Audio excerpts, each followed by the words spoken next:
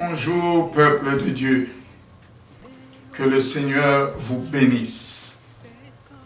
Vous qui m'écoutez aux extrémités de la terre, en Afrique, en Asie, en Océanie, en Europe et pourquoi pas aux États-Unis d'Amérique.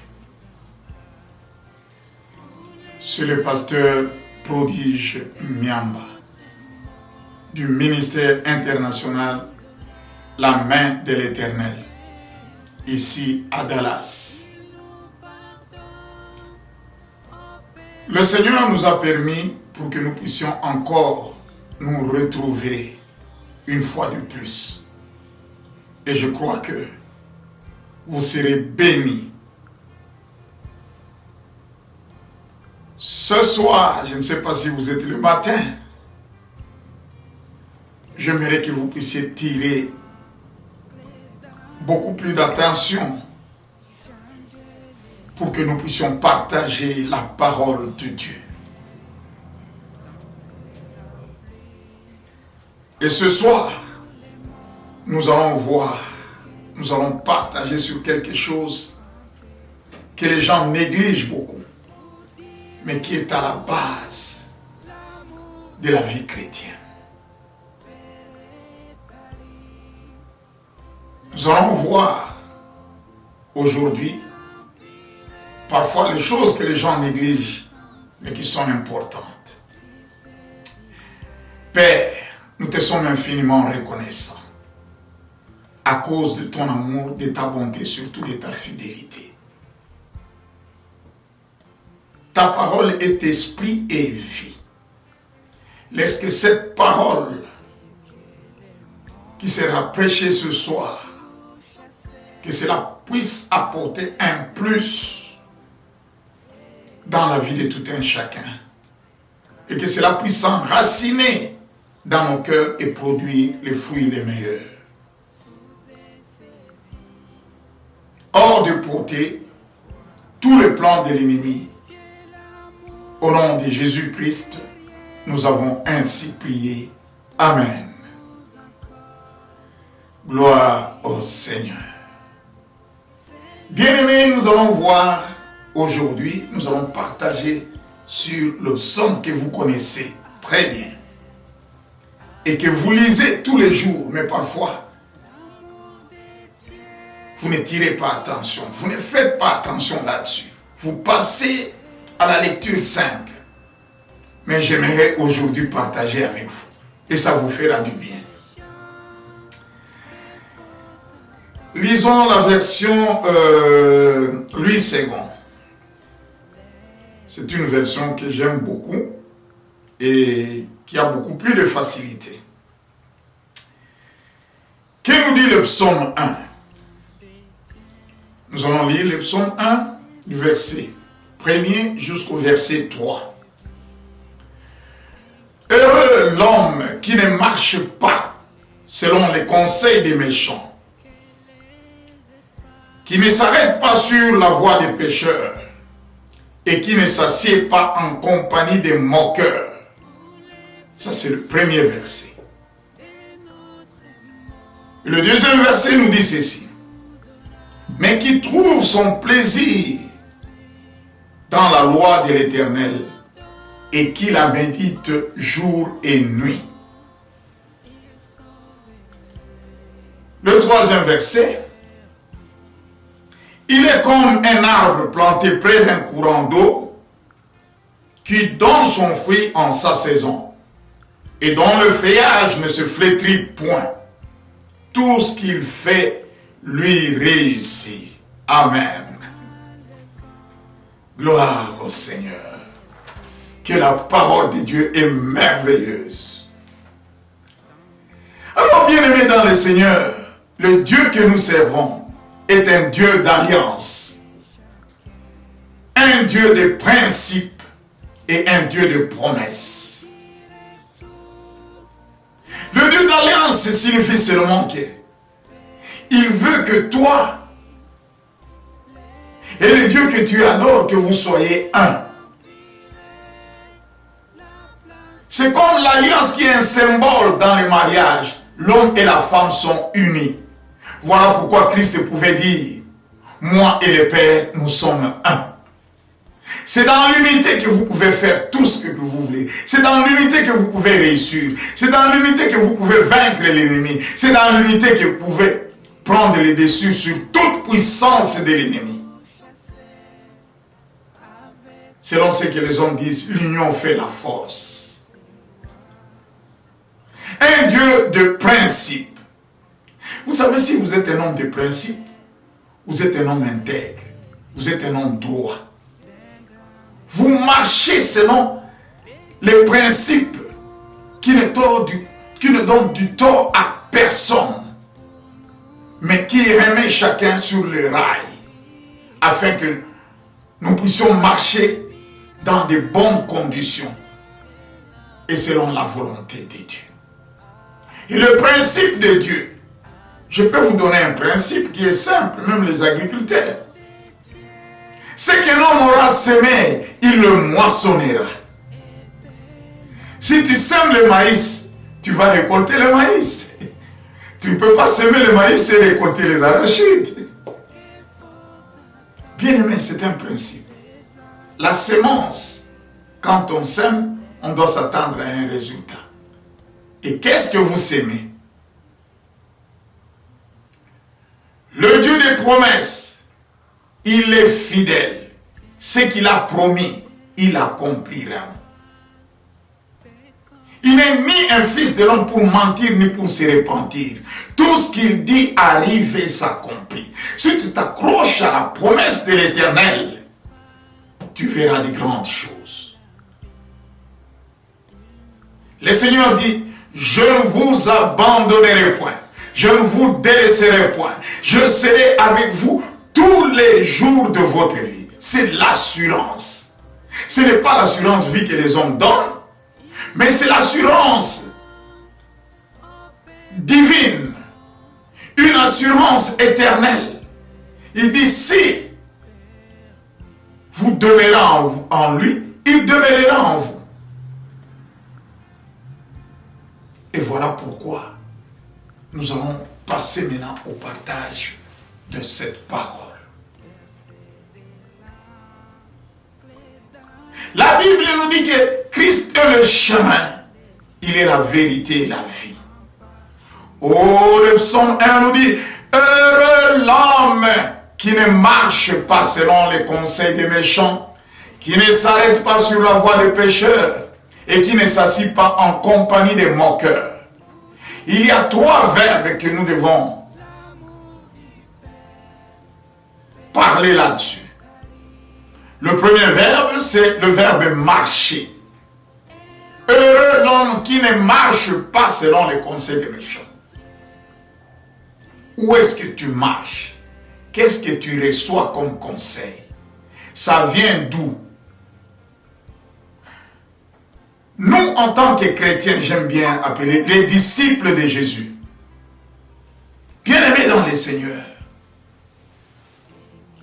Nous marchons selon une discipline que Christ nous a enseignée. Et c'est la parole de Dieu. La Bible nous dit marcher. Est-ce que vous marchez comme il se doit? Est-ce que vous marchez selon votre propre volonté? Est-ce que vous marchez selon la constitution biblique ou selon la parole de Dieu? Est-ce que tout ce que vous faites est conforme à la parole de Dieu? Quelle est votre marche? Elle est tortueuse? Elle est droite? Elle est intègre? Elle est pieuse? Heureux l'homme qui ne marche pas selon les conseils des méchants. Oh bien-aimé, qui te conseille? Quand tu as des problèmes, où est-ce que tu vas? Tu descends en Égypte pour chercher les secours. N'y a-t-il pas en Israël quelqu'un qui peut vous donner la solution à votre problème. Pourquoi descends-tu en Égypte pour chercher les secours? Oh bien-aimé, qui te donne les conseils?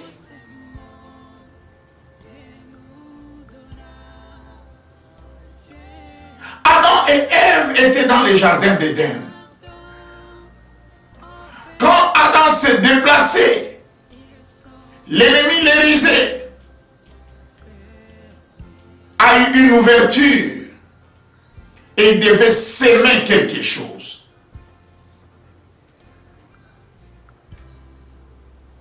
L'accusateur, l'ennemi, le diable, le voleur,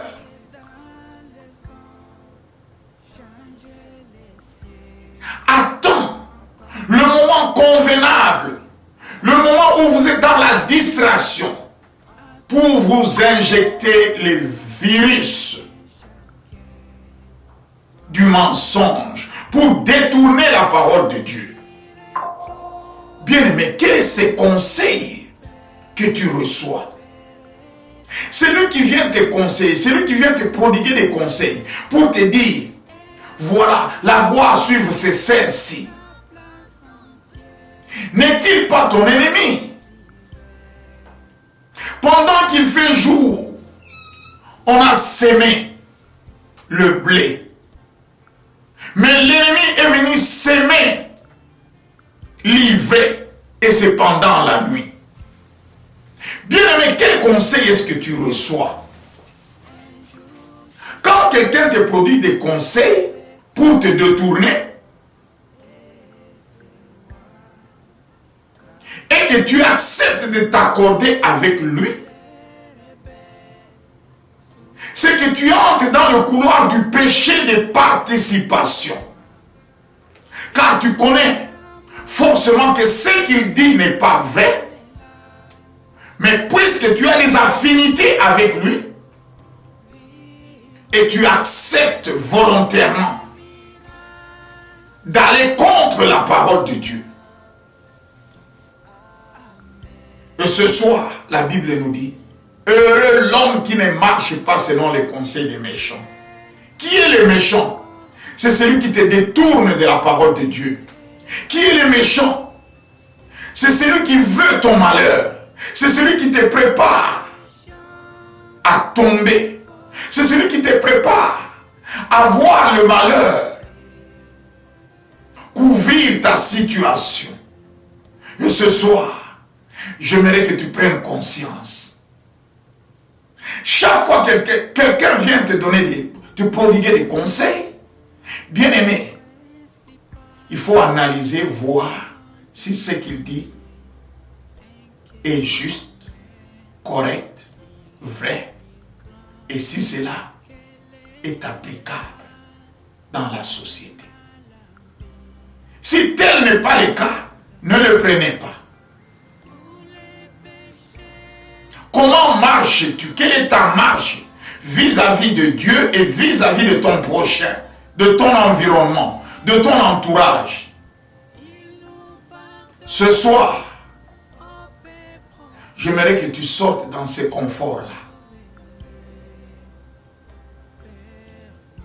Bien des chrétiens prennent 2 heures du temps au téléphone en train de se critiquer, de donner des conseils qui sont contraires à la parole de Dieu.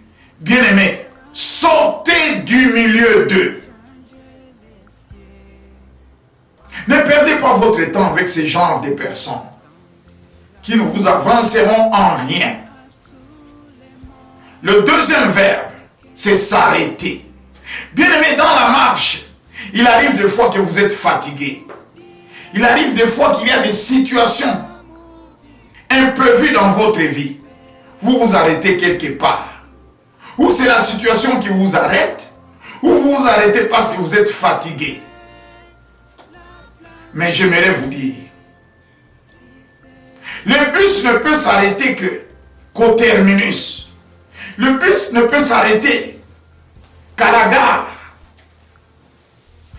des stations où vous pouvez vous arrêter. Mais il y a des endroits où vous ne pouvez pas vous arrêter parce que ce sont des endroits dangereux. Les criminels peuvent surgir, les bandits peuvent surgir, les voleurs peuvent surgir. Raison pour laquelle vous devez vous arrêter là où vous devez vous arrêter. La parole de Dieu est oui et amen. Si la parole de Dieu dit oui, et vous êtes obligé de dire amen. Parce que la parole de Dieu est esprit et vie. Ne t'arrête pas n'importe où. Le bus a une destination. Le bus ne s'arrête pas n'importe où. Les bus s'arrêtent là où il y a les arrêts. Et enfin, il va arriver au terminus. Troisième verbe. Nous avons vu le premier verbe, c'est marcher.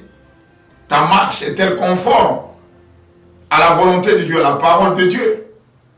Où est-ce que tu t'arrêtes? Et qui t'arrête?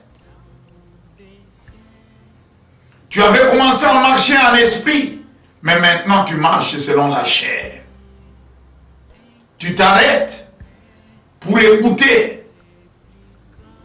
Bien-aimés, les mages ont quitté, divinement avertis.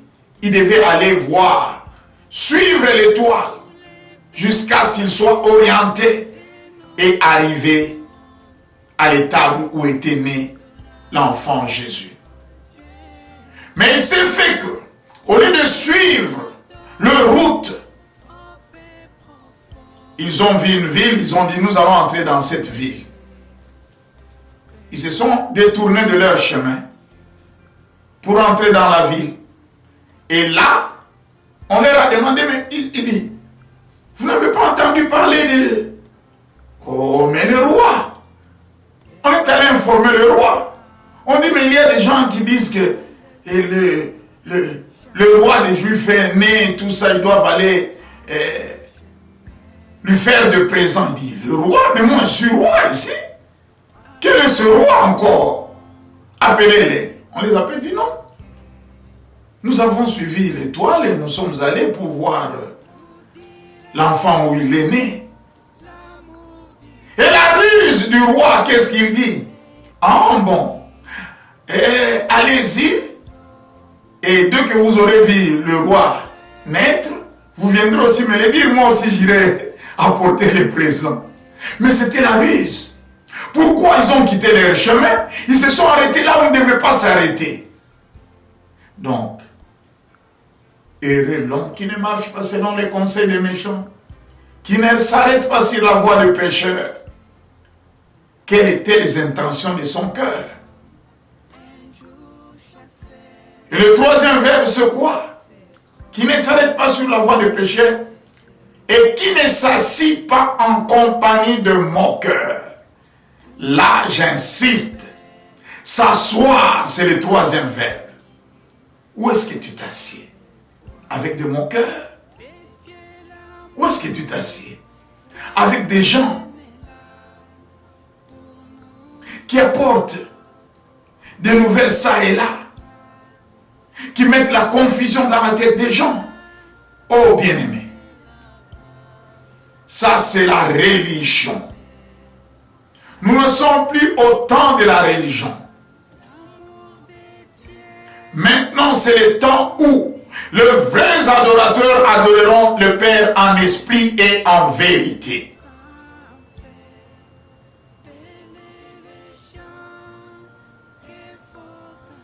Bien-aimé, tu perds ton temps avec des critiques. On se dit chrétien. Même au niveau de l'église, même au niveau des serviteurs de Dieu, même au niveau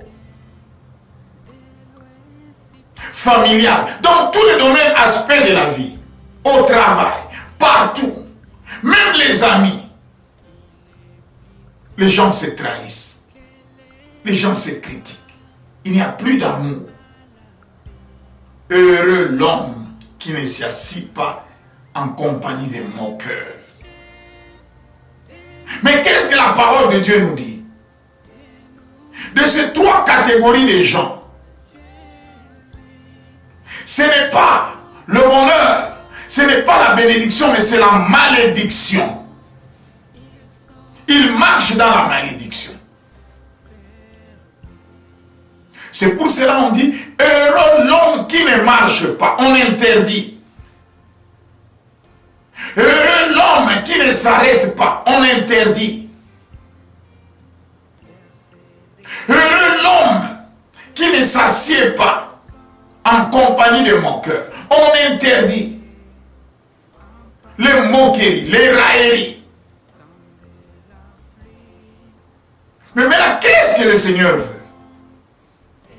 La Bible nous dit, la parole de Dieu est une lampe à nos pieds.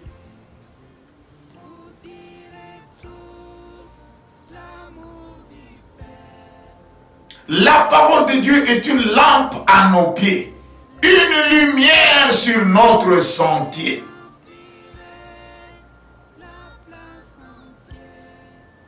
Le troisième verset nous dit ceci. Mais qui trouve son plaisir dans la loi de l'Éternel et qui la médite jour et nuit. Trouvez le plaisir dans la loi de l'Éternel, dans la parole de Dieu. Notre plaisir, notre bonheur, notre réussite, notre élévation, notre bénédiction se trouve dans la parole de Dieu. Parce qu'il est dit au commencement était la parole était avec Dieu et la parole était Dieu. Donc, si tu prends plaisir à la parole de Dieu, tu prends plaisir à Dieu. Qui trouve son plaisir dans la loi de l'Éternel. Trouver le plaisir. Tu dois chercher le plaisir pour le trouver. Et le plaisir, c'est en Jésus. Et tu dois méditer la parole de Dieu jour et nuit. La méditation de la parole de Dieu. Quand tu médites la parole de Dieu, tu causes avec Dieu, tu parles avec Dieu, tu as les conseils de Dieu, tu as les instructions de Dieu.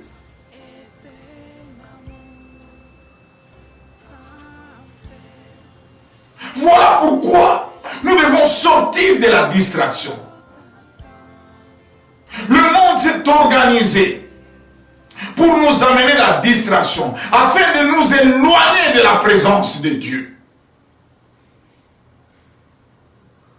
Élie était avec tout le monde, mais Dieu lui dit, Élie, sors de la distraction, sors de ce confort, va dans le torrent de Kérit, et là, je te parlerai, je te montrerai les choses cachées, les choses que tu ne connais pas.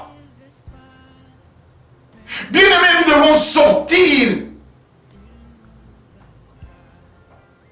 de la distraction, du confort, de ce monde. Nous vivons dans ce monde, mais nous ne sommes pas de ce monde. Et Élie obéit. Il alla au torrent de Kérit. Et la suite, vous le savez, il a vu les corbeaux venir le nourrir. Et c'est après qu'il est sorti du torrent de Kérit que le Seigneur a commencé à l'utiliser. Bien-aimés, la Bible déclare, toute écriture est inspirée de Dieu et utile pour enseigner, pour corriger, pour corriger, pour instruire dans la justice, afin que l'homme de Dieu soit accompli et propre à toute bonne œuvre. C'est la parole de Dieu.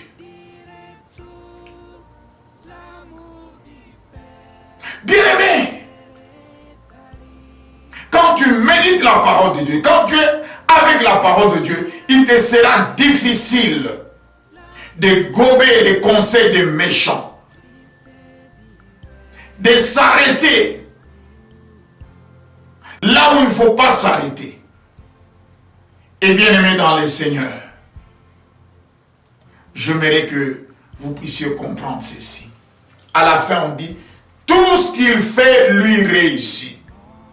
La Bible nous dit dans Josué que ce livre de la loi ne s'éloigne point de ta bouche. Médite-le jour et nuit afin que tu aies du succès dans tes entreprises, afin que tu puisses réussir. La réussite, c'est dans la parole de Dieu. La réussite, ta destinée, se dessine dans la parole de Dieu. Ton élévation dans la parole de Dieu. Ta bénédiction dans la parole de Dieu. Tu dois sortir des conseils des méchants. Tu dois sortir dans le confort des moqueries. Et tu dois t'accrocher à la parole de Dieu. Et enfin, je vais dire, bien-aimé dans le Seigneur, Jésus-Christ est à la porte. Il toque. Il attend que tu puisses lui ouvrir. N'endurcis pas ton cœur. Il est là, il t'attend. Sous la pluie, sous le soleil, caniculaire. Mais ne regarde pas tout ça. Il veut gagner ton cœur. Il veut que tu changes de vie. Que tu changes ta façon de marcher. Voilà pourquoi ce soir, la Bible déclare, quand on a les regards fixés vers Jésus, on est rayonnant de joie et notre visage ne se couvre pas de honte. Bien-aimés dans le Seigneur, c'était la petite exhortation que j'avais à partager avec vous. Que celui qui a des oreilles pour entendre, entende. Que le Seigneur vous bénisse. Bye bye.